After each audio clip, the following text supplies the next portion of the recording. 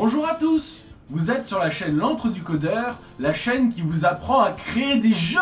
Dans cet épisode, je vais vous apprendre à gérer ce qu'on appelle des tableaux. Avec ceci, votre jeu va passer à un autre niveau. C'est clair? Comme exemple, j'ai fait un programme qui crée et gère un nombre défini d'entités. Ici, 15. Voici un aperçu du programme. Si vous êtes prêt à découvrir un secret de la programmation des vrais jeux, gérer les masses, c'est parti!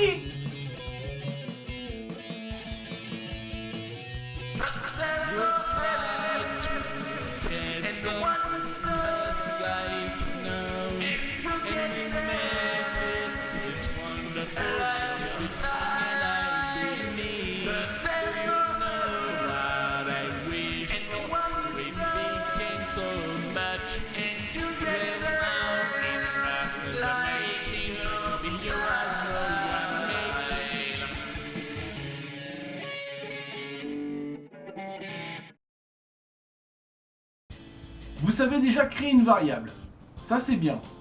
Mais savez-vous créer 200 variables avec une seule ligne? Eh bien c'est ça les tableaux. Avec la ligne, on déclare ici un tableau qui contient 200 variables de type nombre entier. Je vous donne une bonne méthode quand on fait ce genre de choses. Le mot d'ordre est configurable. La ligne define remplace dans le code plus bas nombre entité par 200. Donc à chaque fois que vous ferez référence au nombre d'entités dans votre jeu, vous mettrez nombre entité à la place de 200. Comme ça, il vous suffira de changer le nombre dans le define pour changer le nombre d'entités dans tout votre jeu. À utiliser le plus possible. Le égal accolade 0 accolade va initialiser tout votre tableau à 0. C'est pratique. Maintenant, passons à la gestion des tableaux. On gère les variables contenues dans un tableau une par une, comme des variables uniques. Pour cela, je vais vous apprendre à créer une boucle de type for. Soit, cette boucle va exécuter ce qu'il y a entre les accolades, nombre entité fois. Ici, 200 fois. Je vais vous expliquer plus précisément son fonctionnement. D'abord, la boucle initialise une variable. Ici, int t égale 0, qui n'existe que dans la boucle car elle est temporaire. Ensuite, fait le test conditionnel. Ici, t inférieur à nombre entité.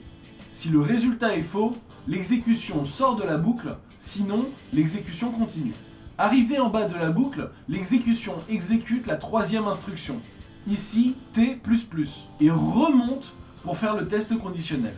Cette boucle est un très bon moyen pour gérer nos 200 variables, car notre variable t va successivement faire toutes les valeurs de 0 à 200. Et arrivé à 200, la condition t inférieure à nombre d'entités le fera sortir de la boucle. On gère alors nos variables comme ceci. On dit qu'on accède à tous les index successifs du tableau, en notant que pour un tableau de taille 200, les index vont de 0 à 199. C'est toujours le cas pour tous les tableaux, les index vont de 0 à taille -1. Je vous invite à télécharger mon programme multi-entité 1 et regarder son code.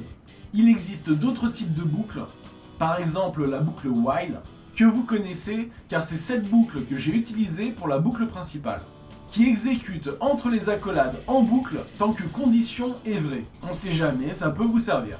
Sachez aussi que les tableaux peuvent avoir plusieurs dimensions. Exemple, ici le tableau a 2 dimensions, et dans la mémoire ça donne ceci. On peut accéder à chaque index avec par exemple 2 boucles for imbriquées. C'est malin, hein? Imaginez que chaque case de mon graphique est un bloc composant un niveau de votre jeu.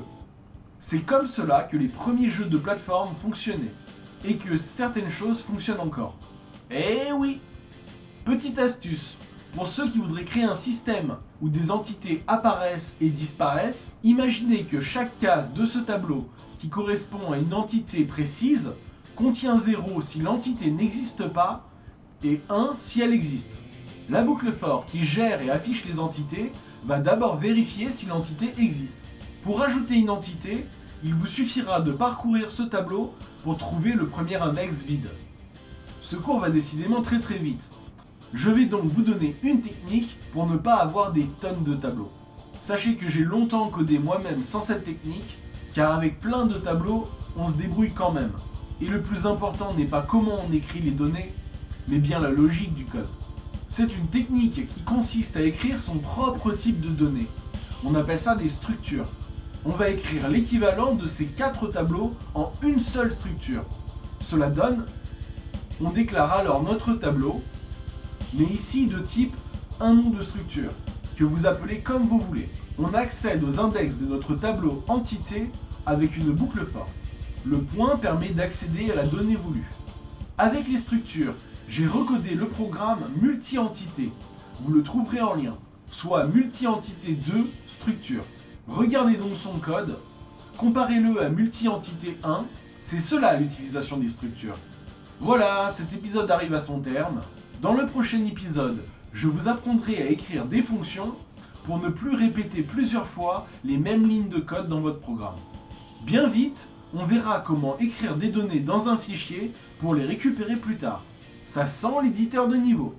Voilà, si vous avez aimé ma vidéo, mettez un pouce vers le haut et abonnez-vous. Si vous postez des questions en commentaire, j'y répondrai avec plaisir dans la prochaine vidéo. À la revoyure!